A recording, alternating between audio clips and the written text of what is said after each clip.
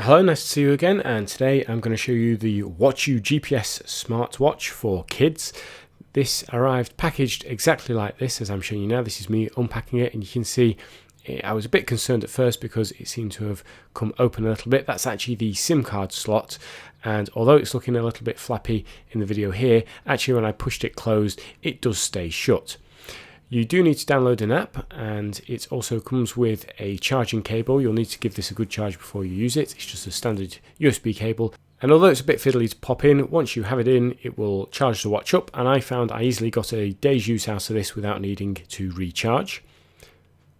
Next to the charging slot is the SIM card slot, and it comes with a SIM card pre-installed. You can take that out and fit another one if you want. I had problems getting this activated, contacted support though, and they resolved my problem straight away. Getting the watch paired with the app was pretty easy, although I make it look a little bit hard here because I'm filming. But essentially you just scan this QR code in the app, and then you answer a few questions about who's using the watch, so you fill out some basic details. And the app's designed to allow you to use this with multiple watches, so if you want to get several kids a watch you can do so, and you can also have several users interacting, and you allocate out who they are via the app as well.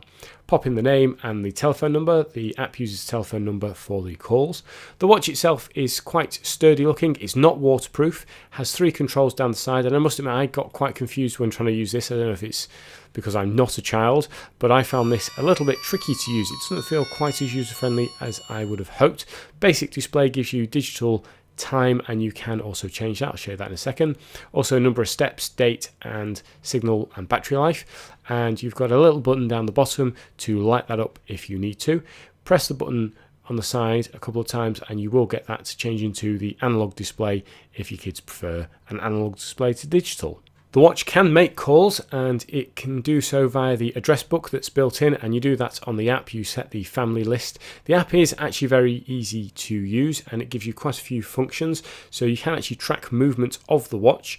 So you pop in the period you want to track, and then you view a playback, and you can see every time it's logged the watch location, it's marking it on the map. You can pause that, fast forward, rewind, so you can check that they've gone the right way to school or to a class or wherever someone is supposed to be taking them.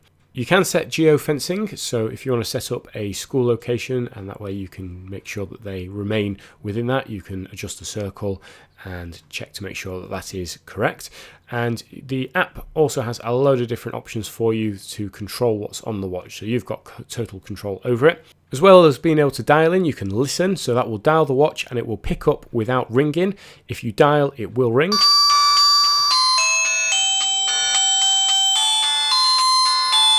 Calls when you dial can be rejected. They can't be rejected when you listen in, and you can make calls from the watch to the contacts. Hello. Hello. Testing, testing. Tested.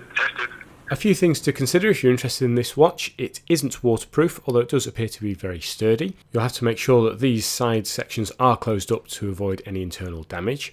When you are trying to locate the watch, it isn't 100% accurate. I found it would often list the watch a couple of doors down from where I actually was. But the big advantage here is that it gives your child a phone without them actually having a phone, so they can contact you if they need to. The great thing here is that although you're paying for an additional SIM, they can only contact a set number of people. If you want to use the included SIM, it will cost you £1 a month line rental, and then you've got various charges depending on where you are in the world. And you can use your own SIM, but you may need to contact the customer support to get the settings set up. If you want to learn more, I'll put a link in the description below. I hope you found this short review useful. If you haven't already, please hit subscribe. Thanks for watching.